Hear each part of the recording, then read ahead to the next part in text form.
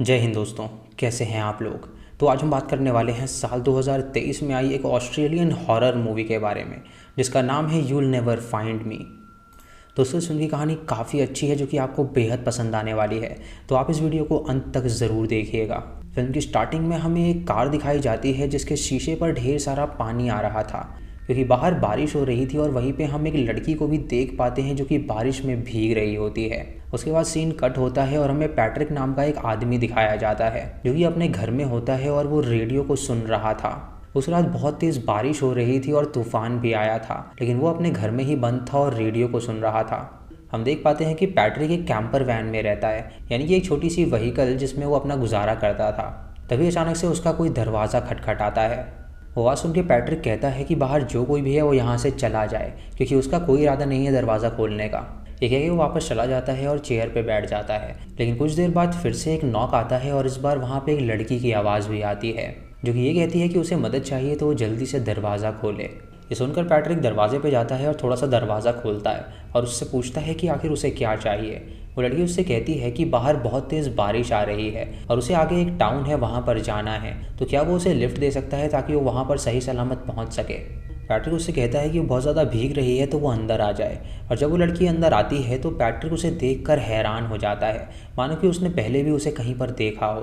Patrick उससे कहता है कि यहाँ काफ़ी रात हो चुकी है तो वो इतनी रात को कहाँ पर जा रही थी।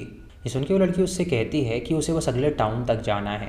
पैट्रिक उसके लिए टाल भी लाता है, लेकिन वो लड़की उससे कहती है कि उसे तौलिया नहीं चाहिए, वो बस अगले टाउन तक जाना चाहती है तो वो उसे वहाँ तक छोड़ दे। ये सुन के पैट्रिक उससे कहता है कि ये ट्रॉली बहुत समय से ख़राब है और ये चलती भी नहीं है, तो वो उसे टाउन नहीं छोड़ सकता। लेकिन कल सुबह यहाँ से एक बस निकलती है तो वो उस बस से टाउन में जा सकती है, इसीलिए वो रात यहीं बिताए और अगली सुबह होते ही वो यहाँ से चली जाए। पैट्रिक उसे ये भी बताता है कि इस टाउन के बच्चे अक्सर उसे परेशान किया करते हैं, वो अक्सर दरवाजे पे आकर ठकठकाते हैं और भाग जाते हैं। इसीलिए जब उसने पहली बार दरवाज़ा नॉक किया था तो उसने उसे वहाँ से जाने के लिए कहा था क्योंकि उसे लगा था कि शायद वहाँ पे कोई बच्चा है जो कि मजाक करने के लिए आया है। उसके बाद पैट्रिक उस लड़की से कहता है कि तुम काफ़ी ज़्यादा भीग गई हो तो क्यों ना तुम अपनी शर्ट को उतार कर हीटर पर लगा दो ताकि वो सूख सके। ये कह के वो उसके सामने ही खड़ा हो जाता है और उसे करने के लिए कहता है, मानो कि वो ज़बरदस्ती उसको ये करवाना चाहता हो। इससे वो लड़की काफ़ी ज़्यादा डर जाती है, लेकिन फिर भी वो शर्ट उसे दे देती है और पैट्रिक उस शर्ट को हीटर पे लगा देता है।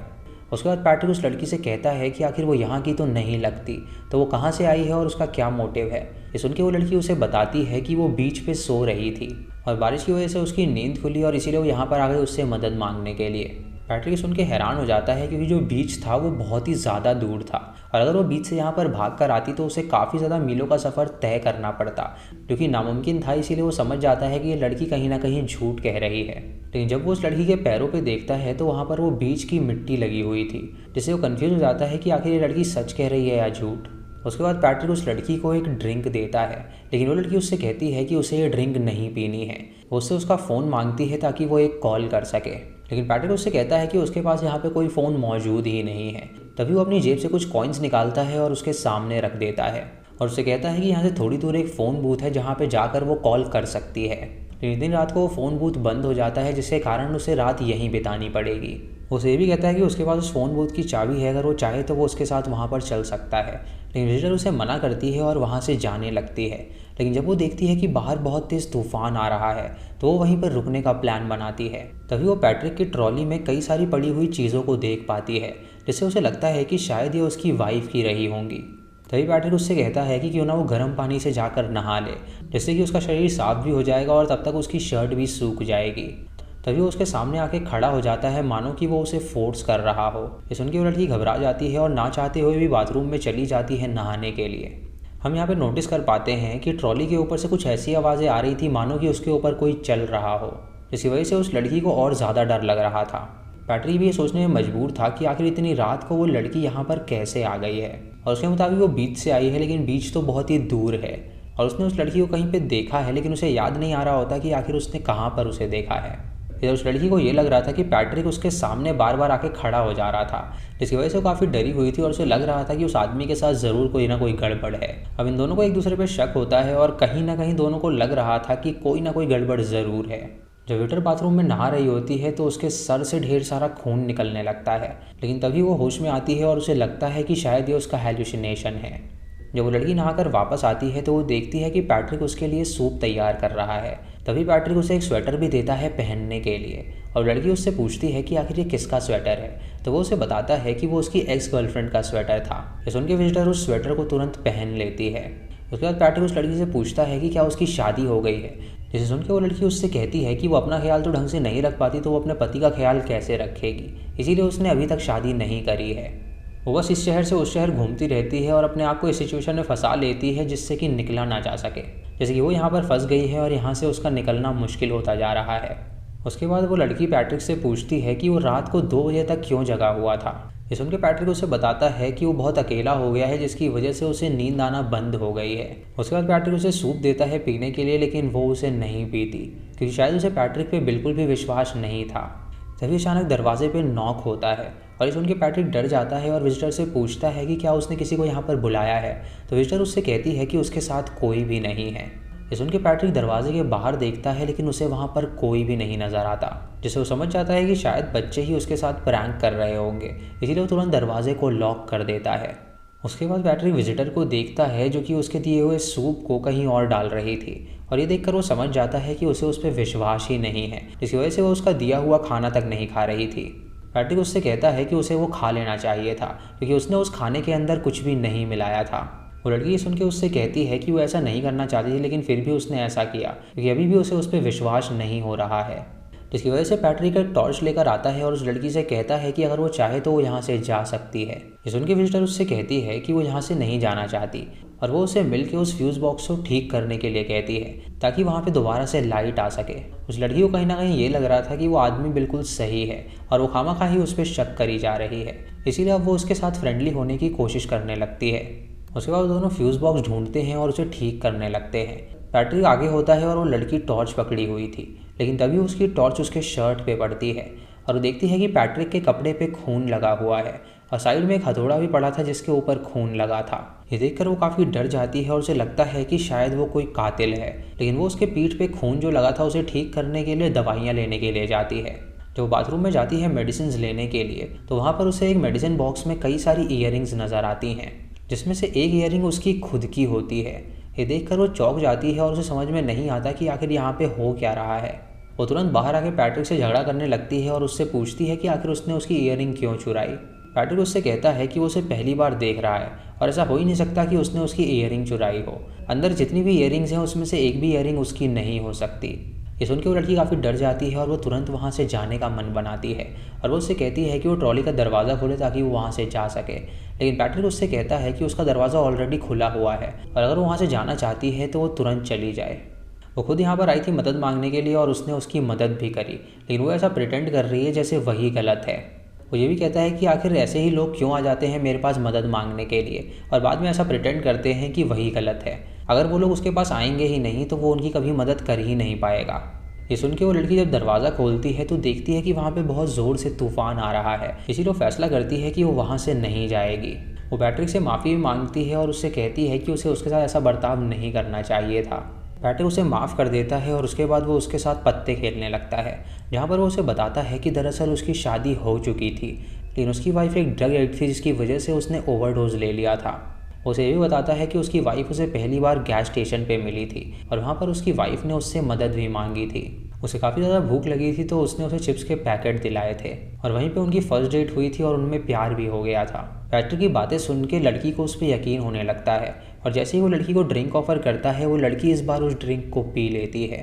तभी पैट्रिक को बाहर किसी कार के आने की आवाज़ आती है और जब वो बाहर जाता है देखने के लिए कि आखिर वो किसकी कार है तो लड़की तुरंत उठ के पैट्रिक के बेडरूम में चली जाती है क्योंकि वहाँ से उसे फ़ोन की वाइब्रेशन सुनाई दे रही थी और उसे लग रहा था कि शायद कोई मोबाइल फ़ोन वहाँ पर मौजूद है। जब वहाँ पे जाके पर्दा हटाती है तो वहाँ पर उसे एक लाश नज़र आती है जिसके हाथ में चिप्स के पैकेट्स पड़े हुए थे। ये देख के वो लड़की काफ़ी घबरा जाती है और उसे पता चलता है कि पैट्रिक एक कातिल है और वो लड़की अभी उसे गैस स्टेशन पे मिली होगी जिसे उसने चिप्स के पैकेट दिलाए थे और उसने उसे यहीं पे लाके जान से मार डाला होगा। ये वही लड़की है जिसकी कहानी अभी वो उसे सुना रहा था। वो लड़की ये देखकर घबरा जाती है और तुरंत वहाँ से भागने का फैसला करती है, लेकिन जैसे ही वो पीछे मुड़ती है तो वो अपने सामने पैट्रिक को पाती है जो कि उस पर अटैक कर देता है और उसे बांध देता है। उसे ये कहता है कि उसे लड़ने की कोई ज़रूरत नहीं है, क्योंकि पिछली लड़की को उसने एक ड्रग्स देकर मारा था, जिसकी वजह से शरीर में पानी की कमी हो जाती है और गला सूखने की वजह से इंसान की मौत हो जाती है। और उसकी मौत भी ऐसे ही होगी क्योंकि उसने उसकी ड्रिंक में वो सारा ड्रग्स मिला दिया है। तभी अचानक उस लड़की को अजीब सा फील होने लगता है और उसका गला सूखने लगता है, जिसकी वजह से उस लड़की की वहीं पर मौत हो जाती है। लेकिन दोस्तों यहाँ पे एक ट्विस्ट आता है जो कि आपको हैरान कर देगा। असल में पैट्रिक की कोई शादी नहीं हुई थी और उसने अपनी होने वाली बीवी को गैस स्टेशन पे चिप्स बिल्कुल नहीं खिलाए थे, बल्कि ये सारी चीज़ें उसने अपने पिछली विक्टिम के साथ करी थी, जो कि उसके बेडरूम में पड़ी हुई थी और उस लड़की ने उसे ही देख लिया था। और उस लाश के पास हम चिप्स के पैकेट को देखकर ये बात समझ पाते हैं। उस लड़की को उसने गैस स्टेशन पे चिप्स खिलाए थे और उसे बहला फुसलाकर वो अपनी ट्रॉली में ले आया था ताकि वो उस लड़की को दर्दनाक मौत दे सके। और दोस्तों ये जो स्ट्रेंजर लड़की पैट्रिक से मदद मांगने के लिए आई थी, और ये वही लड़की थी जिसे हमें स्टार्टिंग सीन में दिखाया गया था, जहाँ एक गाड़ी के ज़रिए हम उसके ब्लर विजन को देख पाते हैं। दोस्तों हमें दिखाया जाता है कि कई साल पहले जब पैट्रिक यंग था तो वो गाड़ी में घूम रहा था और उसे यही लड़की सबसे पहले नज़र आई थी, जिसकी वजह से वो पहली लड़की थी जो कि पैट्रिक का शिकार बनी थी। इसीलिए पैट्रिक को लग रहा था कि उसने इस लड़की को कहीं ना कहीं तो देखा हुआ है। पैट्रिक अब बूढ़ा हो गया था और काफ़ी ज़्यादा अकेला हो गया था, जिसकी वजह से उसे वही लड़कियां नज़र आती थी जो कि उसकी विक्टिम्स थीं। यानी ये जो कहानी चल रही थी वो उसके दिमाग में चल रही थी। जो स्ट्रेंजर लड़की उससे मदद मांगने के लिए आई थी उसे पैट्रिक ने हथौड़े से मारा था। इसीलिए हम देख पाते हैं कि जब वो नहा रही थी तो उसके सर से खून निकलता है और वो हथौड़े को भी देख पाती है जो कि खून से लथपथ था। और उस लड़की की आत्मा उठती है और वो पैट्रिक को ड्रग्स देती है पीने के लिए, जो ये वही ड्रग्स था जो कि पैट्रिक अपने विक्टिम्स को पिलाया करता था। जब पैट्रिक उस ड्रग्स को पीता है तो हम देखते हैं कि सारी चीज़ें फिर से नॉर्मल हो गई हैं, जिससे हम जान पाते हैं कि दरअसल ये सब पैट्रिक की हेलुसिनेशंस थी और कुछ भी नहीं, क्योंकि पैट्रिक अकेले रह के दिमागी संतुलन खो चुका था, जिसकी वजह से वो अपनी विक्टिम्स को हेलुसिनेट करता था। वो इतना अकेला हो गया था कि ना तो वहाँ पर कोई विजिटर आता था और ना ही कोई आत्मा आती थी। वो हमेशा दारू पीता रहता था और अपने दिमाग में वो मनगढ़ंत कहानियाँ बना रहा था। यानी फिल्म में जो कुछ भी दिखाया गया है वो उसके हेलुसिनेशन के पर्सपेक्टिव से दिखाया गया है। पैट्रिक ने जब वो चिप्स वाली लड़की को मारा तो उसे बहुत ज़्यादा बुरा फील होने लगा और उसे एहसास हुआ कि उसने कितनी सारी मासूम लड़कियों को जान से मारा है। इसीलिए उसका मेंटल ब्रेकडाउन हो गया, जिसकी वजह से वो गिल्टी फील करने लगा। इसीलिए वो हमेशा हेलुसिनेट करता रहता था और वो बहुत ज़्यादा बुरा फील करता था। पैट्रिक जिस भी लड़की को मारता था वो उसकी चीज़ों को अपने पास रख लेता था। जैसे कि उस स्ट्रेंजर लड़की ने देखा था कि वहाँ पे कई सारी चीज़ें पड़ी हुई हैं जो कि लड़कियों को बिलोंग करती हैं, जैसे कि ईयर रिंग, नेकलेस या कोई ब्रेसलेट।